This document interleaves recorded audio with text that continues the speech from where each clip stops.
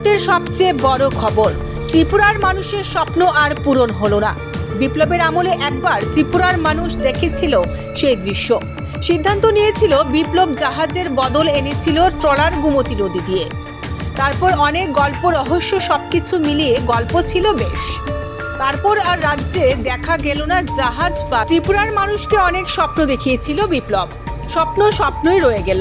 ত্রিপুরার মানুষের পূরণ হলো না এখনো স্বপ্ন। চেষ্টা করলে কি আনা যায় না আরেকবার? জাহাজ দেখার জন্য ত্রিপুরার মানুষ আকুল হয়ে বসে রয়েছে।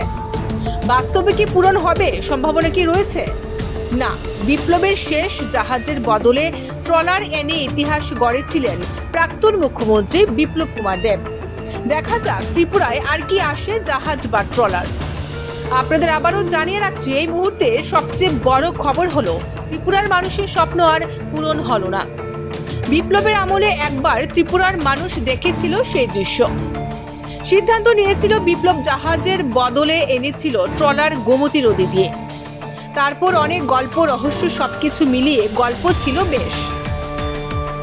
তারপর আর রাজ্যে দেখা গেল না জাহাজ বা ট্রলারকে। ত্রিপুরার মানুষকে অনেক স্বপ্ন দেখিয়েছিল বিপ্লব, কিন্তু স্বপ্নই রয়ে গেল। ত্রিপুরার মানুষের পূরণ হলো না এখনো স্বপ্ন। চেষ্টা করলে কি আনা যায় না আরেকবার?